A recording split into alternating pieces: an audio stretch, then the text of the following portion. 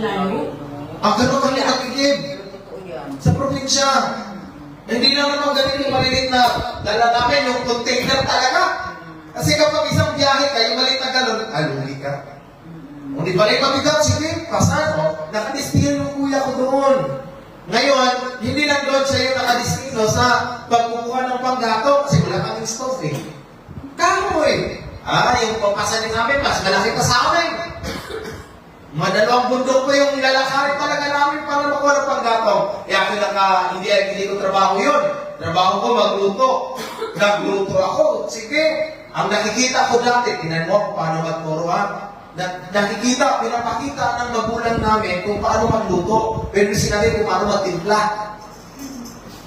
Hindi nagluto ako, kangkong, yung adobong kangkong. Mga paborito nila eh. So, nagluto ako, ang bango! Huwag mo na nagtiman. Okay. Paglagay mo na kasi, ang alat talaga. Hindi na kain. Try na naman, kinabukasan. Ako yung tipong tao, pag hindi ko nakuha yung timpla, tamang timpla sa isang putahe, hindi ako titigil, kinabukasan, lulutuin ko na naman yan. Oo, hanggang sa makuha ko rin tamang timpla. Nagluto na naman ako ng adobo. Adobo.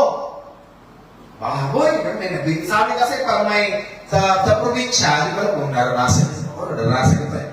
Sa probinsya, kapag tumulong ka sa pag-katay ng baboy, may party ka. Yes, meron. May party ka. So, kami, mga bata, meron kaming party. Ang binigay sa akin yung lamang loob. Sabi ko, anong gagawin ko dito?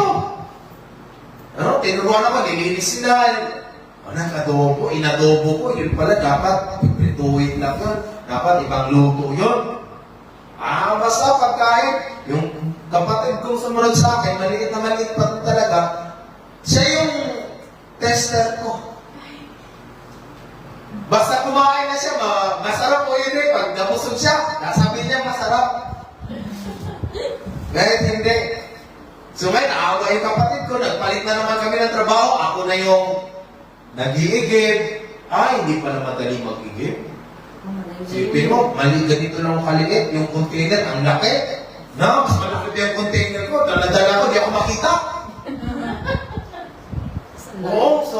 Sobrang liit ko lang noon. Wala magulang eh. Wala nag-aalaga sa amin. Laging wala.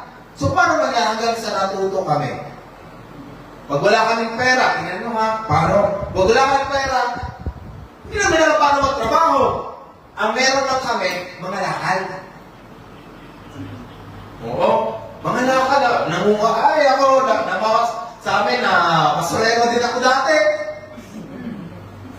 Wala akong pakialaman na sabihin ng tao basta pag karatingin ko sa bakal, pera. Dating ko, pera na to, wala. Yung sako, dadali namin na gano'n, lakad. Naglalakad kami mula rito. Tingnan nyo, hanggang saan ang naabot namin sa lakad. Mula rito hanggang Alabang. Mga lakad lang. Bakal bote lang. Hingiin namin kapag, kahit na sa bahay pa yung kaldero, kakatanggalan ng kanin, hinihingi na namin eh. Aluminum dito, pera dito. Kumikita kami sa isang araw, 100, 200. Pera na. Malaki-laki. Sabi nung, ako, pag may 20 ka, meron ka na masarap ng ulam. May 100, 200 na, may pambaon na kami, sa isang linggo. Pag wala kaming kalakal, anong ginagawa namin? Pag galing sa school, didiretso kami ng palengke. Sa probinsya, hindi araw-araw ang palengke. May araw lang. Sa amin, Huwebes at Linggo. Sa probinsya Huwebes, diretso kaming palengke. Anong gagawin namin? Palengke? Hindi. Aantay namin magligpitan. Pagtapos ng ligpitan, may sobra pang mga gulay-gulay. Hihingi namin yun. Hindi namin papayag na itatapon na lang. Hihingi namin. Siyempre makakarami kami. Siyempre yun. Hanggang sa natuto. Pero nang bumalik sa amin ang tatay namin, marunong na kami. Kaya maulit ko po sa inyong lahat, hindi kami kahit sa magulang namin. Dahil sa ginawa nila. Masalamat pa nga kami. Bakit? Natuto kami sa buhay. Huwag kang magalit sa magulang mo kung utusan lang utusan dyan. Masalamat ka. Bakit? Matututo ka sa buhay. Alam mo kung ipipiliin. Tingnan mo, marami akong kakilanang edad 30. Hindi alam pa na magalengke. Totoo yan. Oo, nag-camping kami. Inutusan namin babae kasi magaling ang mga magalengke. O sige, bili ka ng isda. O sige, ano bang isda? Yung masarap. Pagbili, pagdating sa campsite, gula-gula na yung isda. Sabi ko, anong ginawa ko sa isda? Sabi ko kasi isda. Hindi mo sinabi na may isda palang presto at hindi. Sabi ko, alam mo, ang luto dito, hindi na pwedeng ihaw. Prito na. Piprituhin na lang ito. Tapos sabi ko, ang problema, wala tayong pagprito. Walang mantika. Walang mantika kasi campsite eh. Ihaw na talaga kami. Ay, lutusan namin yung sanay daw sa palengke din, lalaki, pinabalik namin. Sige, bagoy na lang. Karne na lang. Pagbalik, nagkukulay verde na yung... Sabi ko, ano ba itong pinagbibili nyo? Bakit hindi kayo marunong mamalengke? Sabi nila, sanay kami, sinanay lagi na mamalengke.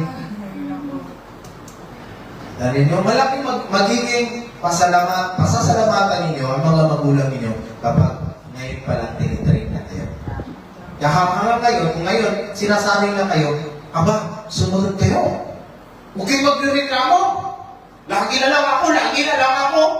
Ako na lang lagi nagbubukas ng plato dito. Ako na lang lagi nagsasain. Sinabi ko naman, di ako marunong eh. Pero salamat, kung unang reklamo mo, nahilaw. Okay lang, nakakain naman siguro yan. Inom ka lang ng mainit na tubig. Ako nga, unang sain ko, hilaw, pero lugaw. Nasunog na yung ilalim na, nagukot na ba kung bakit? Nagtutong na hilaw pa. Sige, kain. Sunod na luto mo naman, puro tutong na. Nakangamoy na sa... Siyempre, sinisigurado kong maluto. Hindi ako yan ko. Kasi sa probinsya, ang bigas namin, mais. Yung mais, basta maluto yung takalutuin mo. Kapag binuhos mo sa kumukulong tubig, hahalo-haloin mo yan. Tatakpan, hahalo-haloin na naman. Kaya akala namin parang palay, pinabayaan. Nasunog na. Puro na dilaw. Pag nasunog na yung kanin mo, yung loob na, dilaw-dilaw na. Amoy kahoy na. Sige, kain. Hanggang sa nasanay, natutong magsaing. Ano? Kaya ulitin ko sa inyo lahat, mga anak, mga kapatid, kapag kayo inuutusan, 1 Corinthians chapter 16, verse 14, at ang lahat ng inagawa ninyo, gawin ninyong may pagmamahal. No? Nagsasabi ka, malalaman mo ang luto na may pagmamahal, masarap. Di ba? Kasi gusto mo yung mapakain mo. Bakit mo gusto magluto? Kasi gusto mo yung mahal mo sa buhay, mapakain mo. Mapakain mo ng masarap. Hindi na basta makapagluto. Magkaiba yung mapakain mo ng masustansya, magkaiba yung basta may makain lang. Luto man may pagmamahal. Kami sisipol-sipol. Ginawa ko na yan. Nagluluto ako, pasipol-sipol pa. O tingnan mo, walang nangyari din sa sipol ko kasi di marunong magtimpla. Pero at least, tinanin mo, ako yung nag-ani. Tinanin nyo, ako yung nag-harvest ng lahat ng training noon. Hindi naman ang magulang mo ang mag-harvest niyan. Ikaw.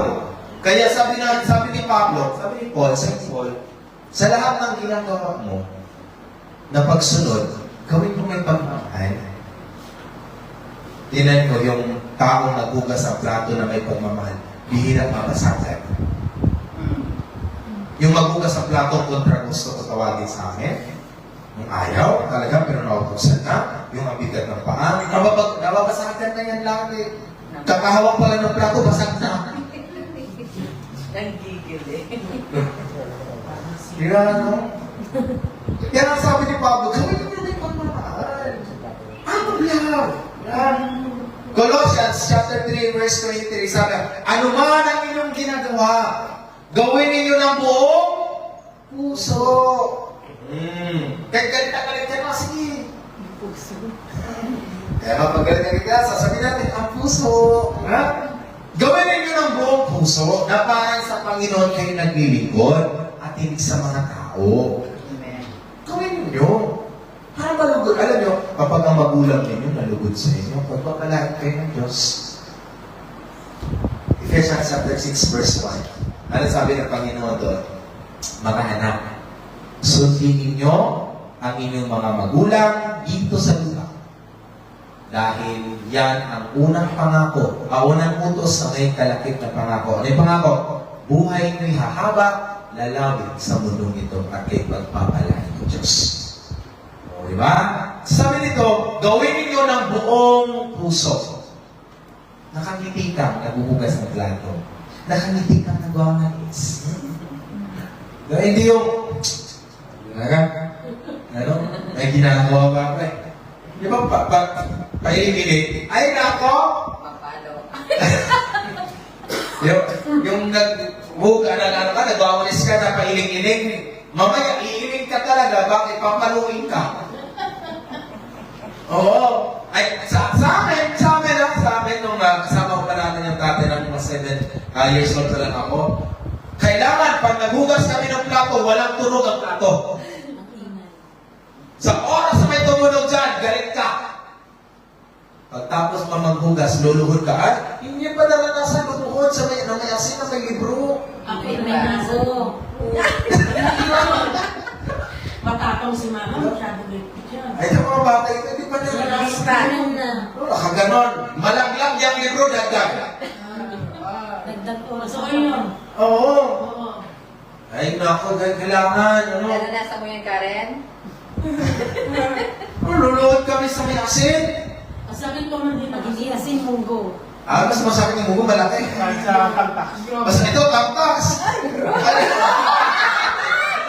Grabe ka sa naman niya mo eh. Ano yun mga kay mama at kay papa? Kaya wala sa pamuksa.